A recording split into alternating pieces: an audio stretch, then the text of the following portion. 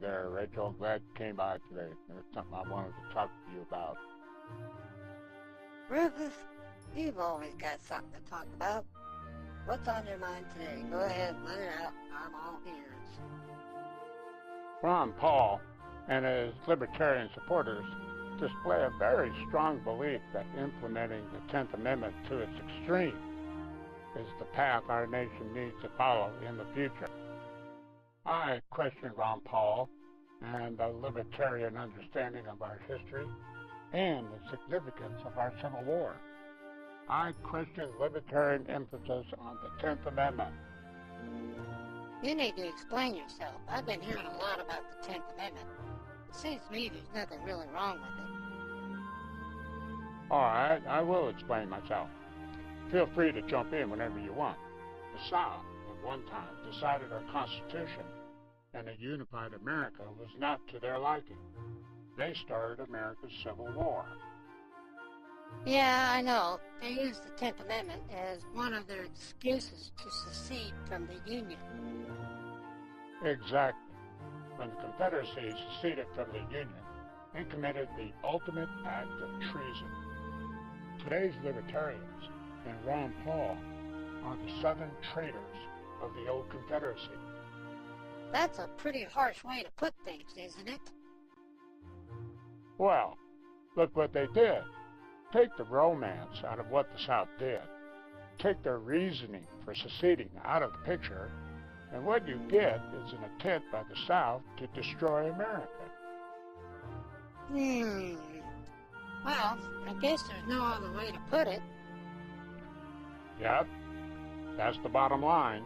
The South tried to destroy America in the past. Yeah, you could say the South took the 10th Amendment just a little bit too far, don't you think?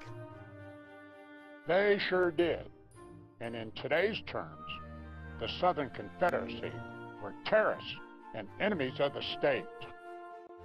And using those very same standards, the libertarians and Ron Paul are modern-day traitors in our time. I pretty much agree with you. And I can say that from a historical point of view, it's a good thing Union forces prevailed and the war saved the Union, don't you think? Yeah, you could say that again. Geographical map of America would look very, very different today if the South had won that war. And that is food for thought. The outcomes of worldwide events like World War II may have been very, very different without a unified America. Well, I know that when reading Robert E. Lee's memoirs. I remember reading he did not fight for the South. He fought for his beloved Virginia, not the South. Yeah, well, troops from Georgia and Alabama were shooting at each other over border disputes before the Civil War ended. Ultimately, if the Confederate States of America had won the war, they would have been engaged in an internal civil war, fighting each other over every minor detail. The Confederate States of America would not have survived. Yeah, I heard about that too. Georgia, Alabama, Virginia, South Carolina would all be independent nations today. That's true, and each independent nation, state, would be defining for themselves what their civil liberties meant. Civil liberties would be different from each and every independent nation that would have formed up inside of what is now the United States of America. Considering the different personalities each of these nation-states would have developed down through the years, there would be no guarantee at all that they would have participated in the war against Germany. And without the combined strength of America, World War II may well have had a different outcome. It's a good thing Union forces won the Civil War. The 10th Amendment is very important, but if taken too far, it will destroy a nation.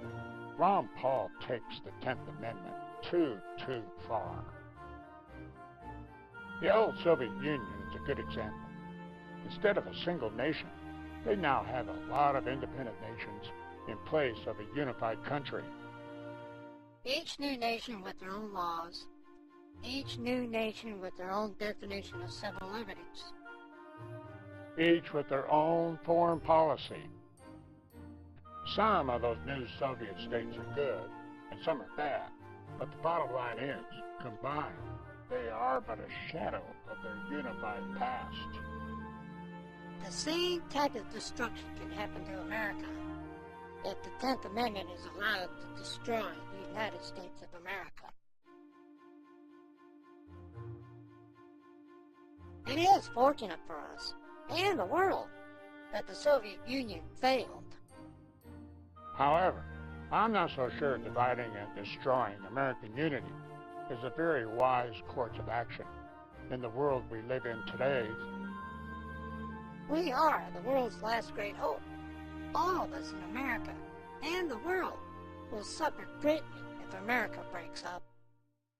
When Abraham Lincoln waged the war to save the Union, he was right. The South was wrong, and history has proven that over and over again.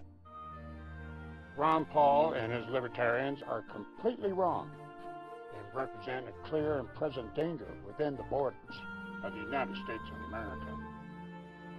The world needs a unified America more than ever, considering the tide of history today. Don't let Ron Paul, the libertarians, and elements of the Tea Party tell you that each state should be independent and choose their own way, their own course in this world. That's not true. It's not good for Americans, and it's not good for the world. These libertarians, they will spin their words, they will deny their intentions, and they will tell you lies. These libertarians will deny their desire to break up America. Don't believe them for one moment. They are lying. Allowing each state to operate independently of the federal government will destroy this nation.